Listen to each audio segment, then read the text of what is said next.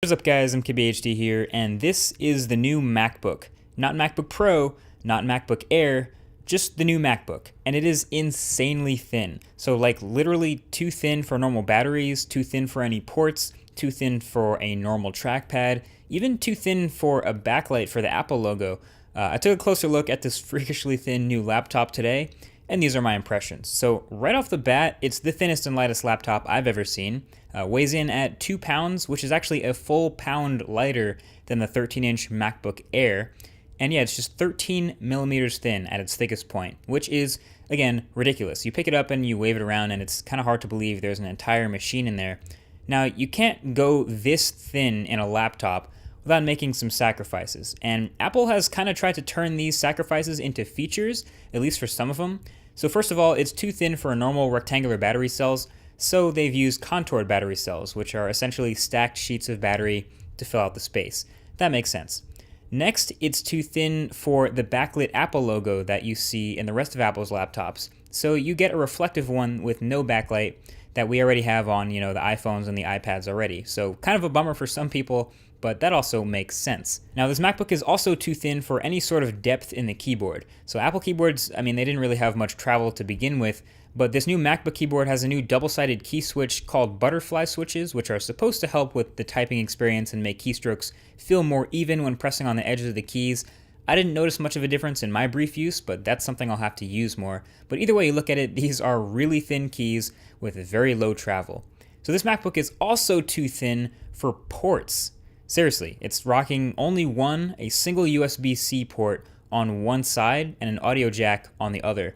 So through this USB-C port, you do both power and all your data, so charging, and if you want to do both at the same time, you'll have to use some sort of an adapter. In fact, you'll probably need multiple adapters.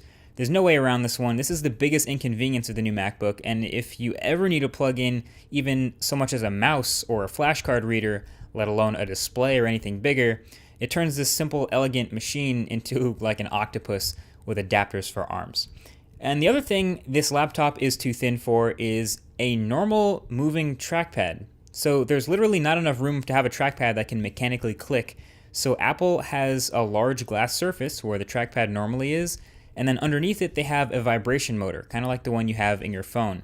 And it's a pressure sensitive surface, so when you press a bit harder on it, it clicks, or at least it feels like it does. It feels exactly like a mechanical click from a normal MacBook trackpad, and it actually fooled me into thinking it was actually moving, but it's not. If you turn off the effect, it's just like pressing down on a metal sheet, so you don't feel anything move.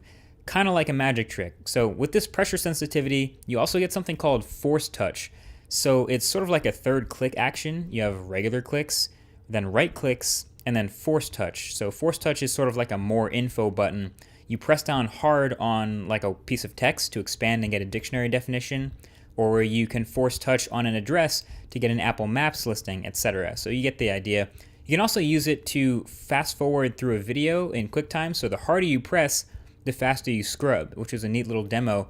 You can press down and it'll click multiple times, even though it's clearly not moving. Overall, I was pretty impressed with how well this trackpad worked, and Apple's been doing trackpads really well for years now, so you could say it's a risky move for them to change it, but it's really impressive. Now, the one thing this laptop was not too thin for was pixels. They packed a high-resolution display into this guy, and it looks really good. So good, in fact, that this guy thought it was a touchscreen for some reason. They say it's a Retina display, and it comes in at 2304 by 1440 pixels on a 12-inch panel. It's a bit of an odd resolution, but I can promise you it looks really sharp, really bright, very vivid. Colors were fantastic. Viewing angles are great. It's an awesome display. I don't even need to spend more time with it to be able to tell you that.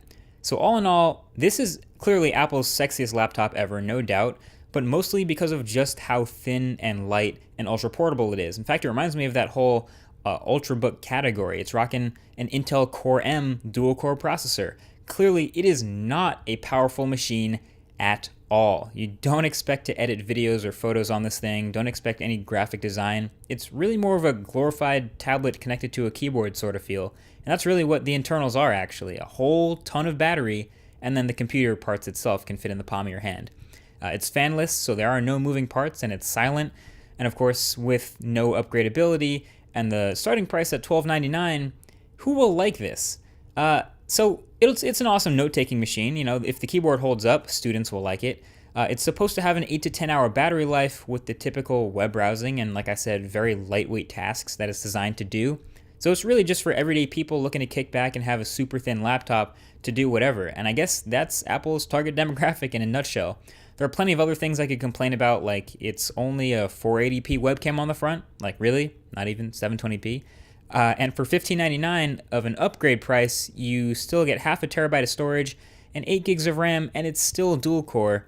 So you know people are going to talk about that. But people won't be buying this laptop for the power. They'll buy it for how pretty it looks, and then they'll deal with all the adapters and sacrifices you made to get there. So if you're thinking about it, keep in mind, well, number one, that the full review and comparisons with other machines is in the works. And number two, this is a first-gen product, so keep the second-gen in mind, because you know Apple already has.